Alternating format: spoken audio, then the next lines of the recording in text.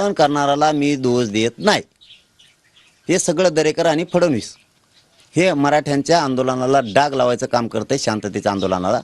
आणि तो जाहीर बोललेला आहे की आता आम्ही अभियान सुरू करतो. आणि हे अभियान त्यांनी सुरू केले मराठ्यांना बदनाम करायचं. पण आंदोलन करणाऱ्यांनी एक लक्षात ठेवावं, मराठ्यांचं आंदोलन राज्यात सुरू नाही. मराठा सक्षम आहे ज्या विचाराला मुंबईत जाऊन सक्षम आहे. तुम्ही समाजाच्या बाजूने राहावं ही त्यांना माझी विनंती. मी त्यांना विरोध केला नाही किंवा त्यांना वाईटही बोललो नाही. फक्त त्यांना एकच विनंती, समाजाच्या बाजूने तुम्ही राहावं.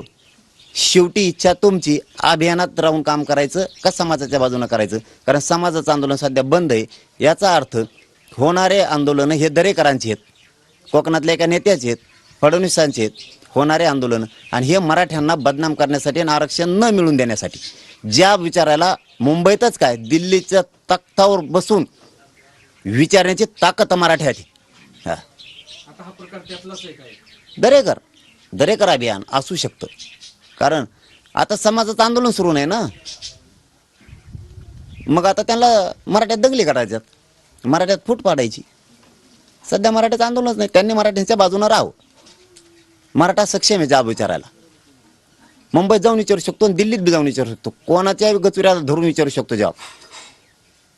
आपण करतोय म्हणजे हे अभियान असू शकतं अशी माझा 100% अंदाज आहे. कारण दरेकरने जाहीर बोलून दाखविलेलं आहे, मी मराठा समाजाला आरक्षण मिळून देणार नाही. मी देवेंद्र फडणवीसच्या बाजूने राहणार. कारण त्याच्या डोक्यावर परिणाम झालेला आहे सध्या देवेंद्र फडणवीसांचा विचाराचा. त्याच्यामुळे तो मराठ्यात फूट पाडणार, मराठ्यात आंदोलन मारामाऱ्या लावणार. ते बिचारे पोरं समाजापुढं बदनाम करणार. ह्यो सुद्धा त्याचा डाव आहे. समाज बदनाम होणार नाही, समाजाचं आंदोलन बदनाम होणार नाही.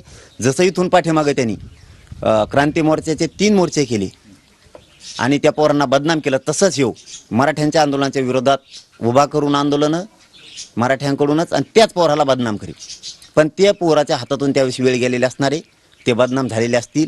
त्याच्यामुळे समाजाच्या बाजूने सगळ्या पोरांना राहावं. समाज सक्षम आहे ज्या विचारायला आणि सगळ्या पक्षातल्याला विचारायला त्यांच्या मनगटात दम आहे मराठ्यांचे. हे हे हे पूर्ण काम असू शकतं, 100% असू शकतं. आता आम्ही त्याच्या माहित्या घेणार ना, आम्ही थोडं सोडणार आहेत, आम्ही माहित्या घेणारच ना. दरेकर अभियान सुरू झालं, मनोज जरांगेंना उघडं पाडायला, बदनाम करायला दरेकरांचं आणि फडणवीसांचं अभियान सुरू झालं. कारण मी त्यांना मॅनेज होत नाही, मी त्यांना फुटत नाही, मी त्यांच्या पैशाला मोजीत नाही, त्यांचे पैसे घेत नाही, त्यांचे पदं घेत नाही. मग काय करायचं तर याला काही जण हाताखाली धरून बदनाम करायचं मला आणि समाजापासून लांब करायचं.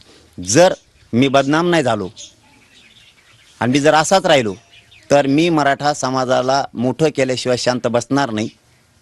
ह्यो त्यांना पडलेल्या सगळ्या भाजपाच्या मंत्र्यांना धाक आहे. त्याच्यामुळे त्यांनी हे सुरू केलं.